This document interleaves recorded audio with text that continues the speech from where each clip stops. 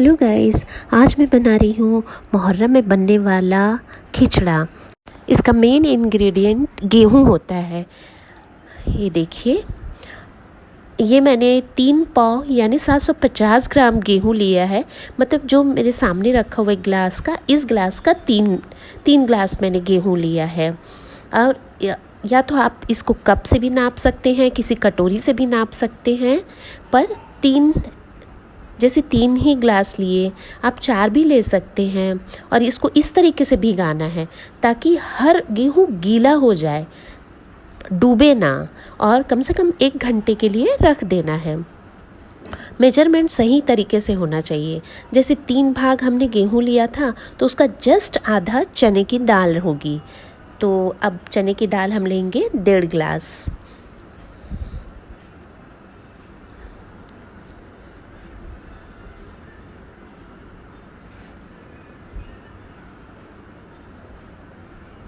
और 1.5 गिलास चने दाल से आधी और दालें होंगी।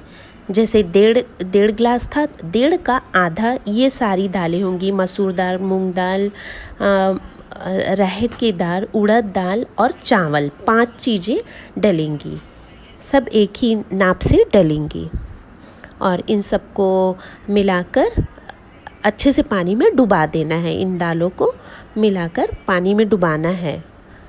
मैंने सारी दालें और चावल को एक अलग बाउल में भिगाया, मैंने चना दाल को अलग बाउल में भिगाया और मैंने गेहूं को अलग बाउल में भिगाया था। अब बारी आती है हमारे गेहूं को पछोड़ने की। अब पहले ज़माने में तो इसे खलबत्ते में कूटा जाता था, जिससे उसका छिलका अलग हो जाता था और गेहूं भी 2-2 पीस में ऐसा टूट जाते थे। पर अब ये काम हम मिक्सर ग्राइंडर से करते हैं।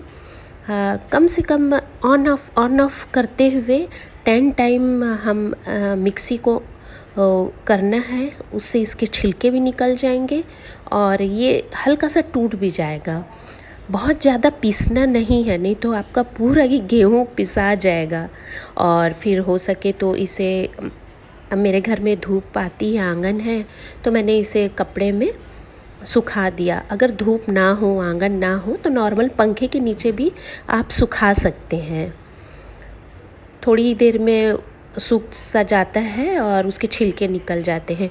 और दाल को धोकर हमने भिगा दिया। जब भी हम दाल उबालेंगे तो उसमें ये 3 चीज़ें और चौथी अदरक लहसुन का पेस्ट ज़रूर डलेगा। और हल्दी, चुटकी भर हल्दी डालकर, चाहे आप सारी दाल को आप 2 बार करके उबाल रहे हैं या 3 बार, पर हर बार ये प्रोसीजर आपको करना ही है। उसके बाद आती है अब गेहूं की फिर से बारी। ऐसा थोड़ा सा रब करना है जिससे छिलके आराम से निकल जाएं। और इसे फिर झटकना है कोई थाली वगैरह में लेकर। देखिए, कम से कम 1 से 1.5 पाव मैंने प्याज लिया है और 1 पाव से ज़्यादा टमाटर है। ये सारे तेल में डालने के लिए ये सब मसाले रेडी करके रख लें। पत्ता जाला है, जीरा, इलायची, और इसका बघार दें ऐसे। और कटी प्याज कम से कम 2 डली हमने कटी प्याज डाली है और 1 प्याज को मैंने पीसा है, उसमें धनिया डाला है और 1 मिर्ची डाली है। 2 भी डाल सकते हैं, जैसे आप तीखा ज़्यादा पसंद करते हैं। तो जब गोल्डन कलर की हो जाए प्याज, तो उसमें फिर आप ये पेस्ट भी डाल दें। अदरक लहसुन का पेस्ट डलेगा, कम से कम 3 टेबल स्पून। मिर्ची, लाल मिर्च का ऐसा है, जितना आप तीखा खाना पसंद करते हैं उतना डाल सकते हैं। हरी मिर्च भी बढ़ा सकते हैं। लाल मिर्च पाउडर, कश्मीरी लाल मिर्च, आधी कश्मीरी लाल मिर्च डलेगी और आधी नॉर्मल जो रेड चिली पाउडर होता है वो डलेगा। और धनिया कम से कम 4 से 5 टेबल स्पून डलेगा, क्योंकि धनिया का जो फ्लेवर आता है वो इसमें बहुत ही बेहतरीन लगता है। और हल्दी तो हमने हर चीज़ में डाला है। और नमक, नॉर्मल वाइट नमक डलेगा। अब इसे अच्छी तरीके से भूनना है। भूनते भूनते ही इसी में गोश्त को डाल देना है। गोश्त को उबालना नहीं है। अगर आपके पास समय की कमी है तो आप गोश्त को पहले उबाल लें, उसके बाद मसाला भूंज कर उस गोश्त को मसाले में डालकर फिर पकाएं। तो मैंने आज बिल्कुल भी नहीं डाला था।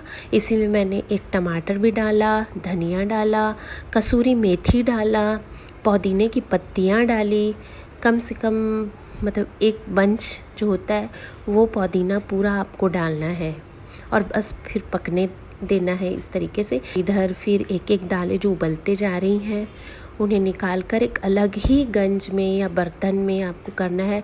उसके डल्ले से ऐसे बन जाते हैं दाल के, तो आप उसको दाल को ऐसा निकाल कर उसे अच्छे से मतलब गोल फेंटना है। ऐसा बार बार आपको करना है, तब आपकी दाल एक सार होगी।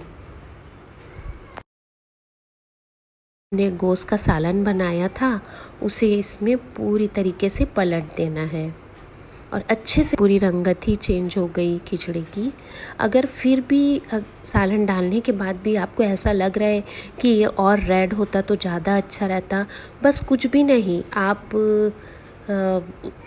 आप थोड़ा सा तेल लीजिए, उसको गरम कीजिए और उसमें आप कश्मीरी लाल मिर्च होती है उसके 2-3 चम्मच डाल दीजिए और बस वो जैसे ही गरम हो जाए इसमें आप डाल दीजिए, खिचड़े में डाल दीजिए।